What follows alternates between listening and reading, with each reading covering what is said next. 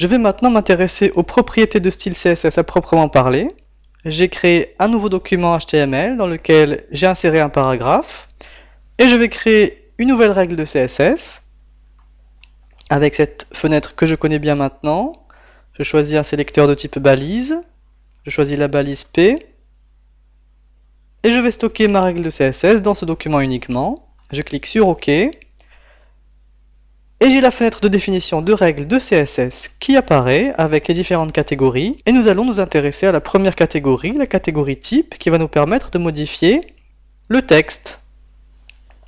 La première propriété que l'on découvre, c'est la propriété Font Family, qui nous permet de choisir une famille de polices de caractères. Alors pourquoi une famille?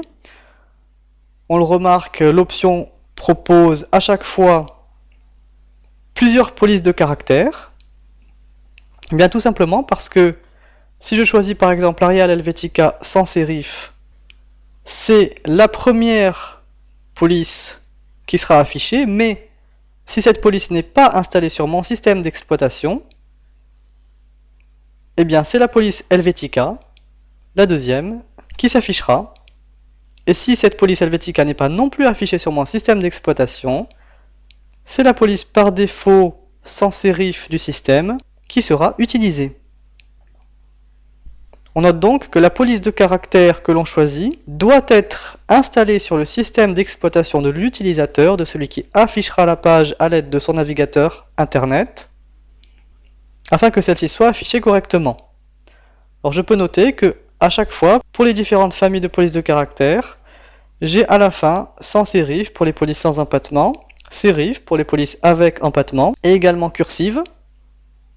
Quelle que soit la famille de polices de caractère que l'on souhaite utiliser, on veillera à terminer par ces choix de police par défaut du système d'exploitation, le plus souvent sans sérif ou sérif.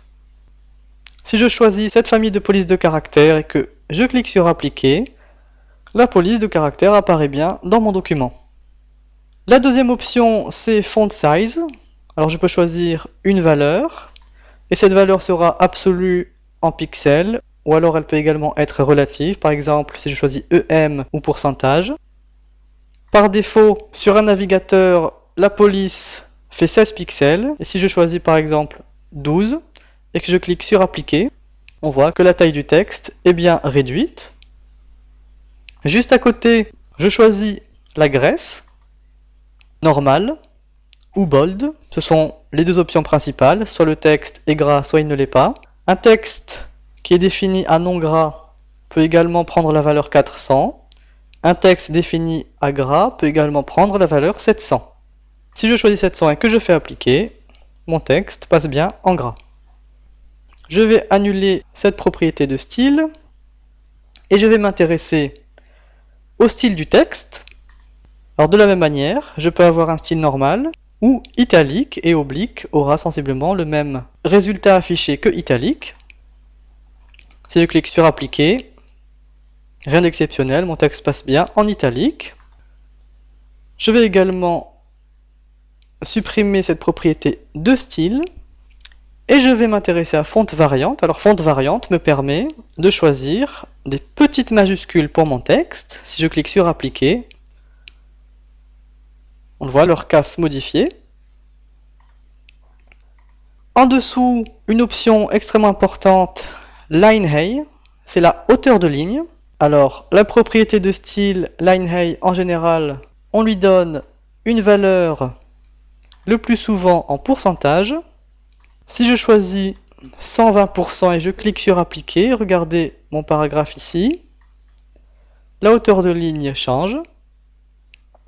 Alors je peux augmenter cette hauteur de ligne en choisissant par exemple 140%.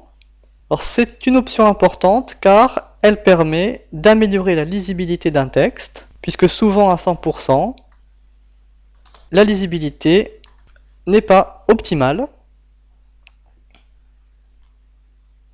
Personnellement, je choisis souvent une hauteur de ligne de 120, 130, voire 140% en fonction de la police de caractère utilisée. Juste à côté, j'ai l'option Text Transform qui me permet de modifier la casse de mes caractères. Uppercase va me permettre de passer tous les caractères en majuscule d'imprimerie. Lowercase va me permettre, si j'ai écrit mon texte en majuscule, ou que certains mots sont en majuscule, ou que certaines lettres sont en majuscule, lowercase va me permettre de tous les passer en minuscule. Capitalize est utile pour les titres, puisque chaque premier caractère de chaque mot va passer en majuscule, le reste restera en minuscule. Juste en dessous, j'ai une option que je connais bien, c'est l'option Color, qui me permet de choisir une couleur pour mon texte. Et à côté, j'ai l'option Texte Décoration. Et je peux choisir de souligner le texte, ou alors de le barrer avec Line Through. Alors il y a deux options qui sont Overline et Blink, qui ne sont pas supportées par de nombreux navigateurs. Je vous déconseille donc de les utiliser. Alors à chaque fois, pour chaque option, on a la possibilité de choisir soit None pour texte décoration,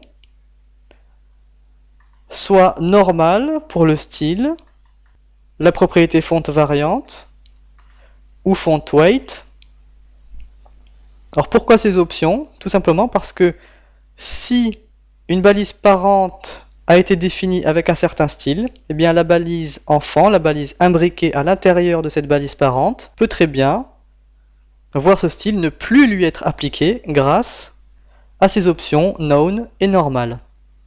Alors je peux noter que, en ce qui concerne la décoration du texte, l'option Known est utile particulièrement pour les liens, puisque par défaut, les liens sont soulignés. Si je ne souhaite pas que les liens soient soulignés, mais qu'ils soient par exemple uniquement d'une couleur différente, je choisirai Texte Décoration et Known.